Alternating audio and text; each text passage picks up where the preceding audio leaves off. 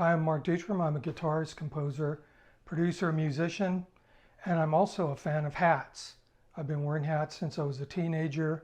It's very hot in Texas. You need shade. You have portable shade if you wear a hat.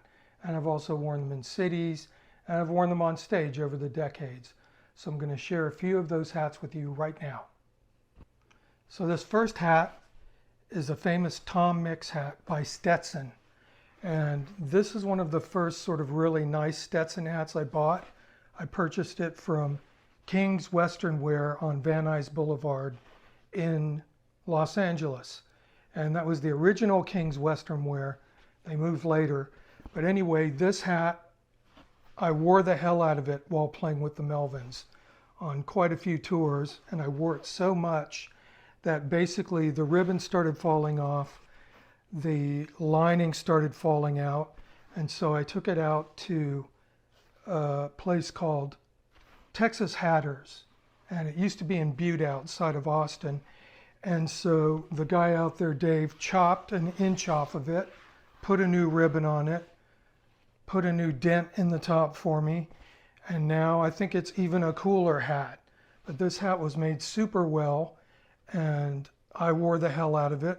And now it's virtually like a new hat. Once I was in New York, wearing this Tom Mix Stetson, sporting it around the town, and I went up to the top of the Empire State Building, and I had this hat on, and I was standing out there, and one of the guards came up to me and said, "Is that a Stetson Tom Mix?" And I said, "Yes, it is." And he goes, "That is an excellent hat. I own one myself." Hat number 2 is another Stetson hat. It's a big one. And this hat is the biggest hat that Stetson makes, and it's called a Big Country. And I also got this hat at King's Western Wear in Los Angeles in Studio City, and they had moved from their Van Nuys location to Studio City on Ventura Boulevard. And King's Western Wear was a great place, and they used to sell hats to all these famous people in Los Angeles who played in Western movies and who just wanted cool cowboy gear like myself. So I went in there and I was just browsing. I think I got this one in maybe 95. I got the Tom Mix in 93. And I saw a guy walking around in the store, one of the employees that had one of these on.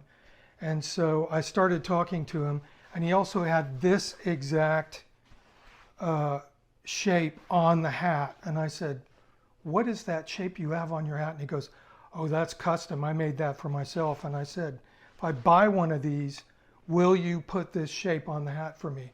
And he goes, "Okay, I'll do it." And so I bought the hat, and he put the shape on for me. And it's a very interesting sort of shape with kind of a circular thing on the back and kind of like a big pinch on the front. And it's dipped way down in the front. And I wore this during the Lollapalooza stuff, and strangely it seemed like the bigger the rig that I was using, the bigger the hat that I would wear. So this one seemed to mainly get used with the 4 SVT setup. And this is also kind of known as the Charlie Daniels hat, because Charlie Daniels used to wear a Big Country Stetson. But it didn't look quite as big on him because he was a larger man than me. But this is a classic hat, and I have taken this hat camping on occasion, and it's awesome. This hat will last forever unless I sell it to somebody. This hat was also signed by Buzz Aldrin at one point, but the signature is totally faded. Dale and I met Buzz Aldrin when we went to play in Dallas with 9 Inch Nails. He was not at the 9 Inch Nails gig, but he was signing books in some mall, so he went down there in the afternoon. And I asked him to sign my hat. He looked at me incredulously and rolled his eyes. Did it anyway. Unfortunately, it wasn't a Sharpie, so it's completely faded. So the second man on the moon signed this hat, even though it's not in there anymore. Hat number 3 is a little derby that I picked up at a place called the Hat Store in Houston. Awesome hat store. And this hat was used in the Revolve video, I believe, and also on a bunch of touring in Europe and elsewhere. I think there's a video of the Melvins doing some kind of interview outside a show with Nirvana in Slovenia or something, and I have this actual hat on. This hat was chopped down from a 4-inch brim, I think, and kind of custom put together for me at the hat store. It has my initials in it, and it's a Bailey 10X, which is a very nice piece of haberdashery. It's kind of a cold weather hat, so it doesn't get used a whole bunch here in Austin, but I like it. It's an excellent piece of headgear. Hat number 4 is what is called a Grizzly, and this one came from the hat store in Houston also. And a Grizzly is basically a hat that has been left unfinished, so it's kind of furry. The fur has kind of dropped off of this one because I used the hell out of this hat, and this hat has been also refurbished by Texas Hatters. I believe it was a Resistol Grizzly to begin with, and this hat has not been cleaned or had anything done to it, and I think I'm using this hat in the Melvin's Lizzie video, if I can remember correctly. But there's quite a few pictures of me playing using this hat, and one of the reasons I used to wear hats on stage was to keep the lights off me because the lights are very hot. This is before LED lighting. And also, I had the advantage of being able to just take the hat off and roam the crowds at will without being recognized. Buzzardale did not quite have that advantage. I mean, if they just walked out into the crowd, they'd be not mobbed, but certainly would not be able to walk around at ease. And I could just simply take my hat off and take a stroll, and I could hear what everybody was saying in complete anonymity. And so that was very revealing and interesting at times. But this is a really cool hat, and I should take it in and give it some love. It's also been taken out camping, and I believe this is actually some campfire residue here on the hat. This is more kind of a winter hat also. This has I think this has a 5 or 6 inch crown on it. So it's more tall than it is wide, but it's cool. I don't know if I can get it back to being a Grizzly again, but I can certainly investigate that. Hat number 5 is a hat called a Huckle, and I actually bought this at a very famous hat store in London called Bates in Jermyn Street. And I had a really nice fedora from Bates when I was a teenager, and I used to wear it around all the time. And somebody actually stole it out of a restaurant off of a hat rack, incredibly. So I went back and I bought this hat, which is a Huckle, and it was originally a big factory in Austria. The company dates back to 1799. I think it's out of business now. But this is actually made from rabbit fur. It's a rabbit fur fedora. And this is a beautiful winter hat, waterproof. And I think allegedly you can roll this hat up also. And they're not made anymore, but I think you can find them sort of cheaply on eBay because they're incredibly out of fashion at this point. But take a look for one of those and snap it up.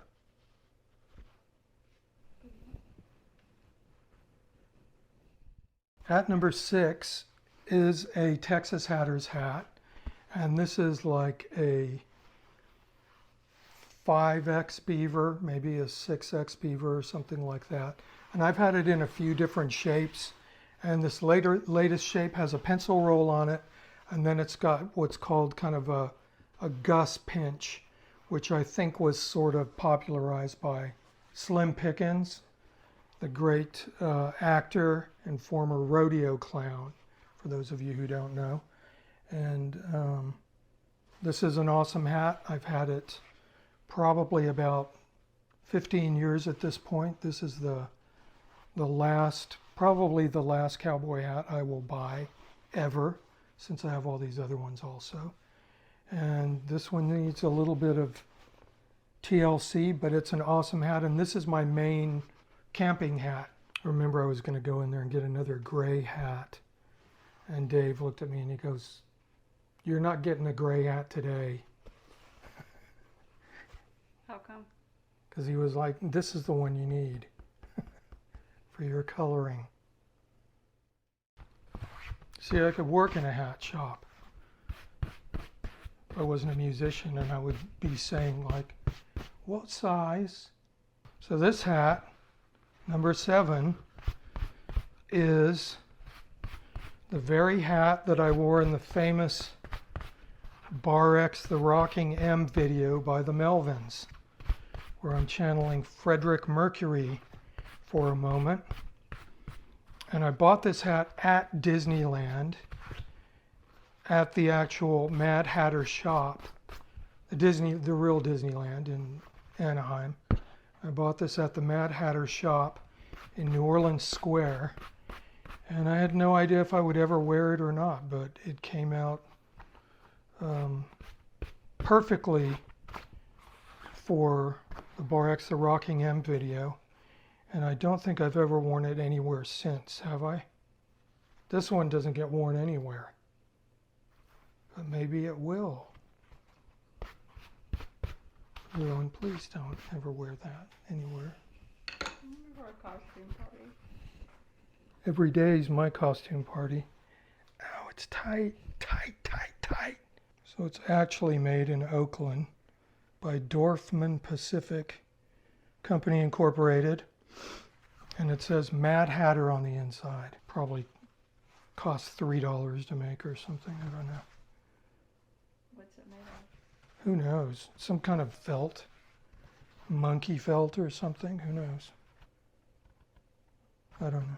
It's the brand X felt.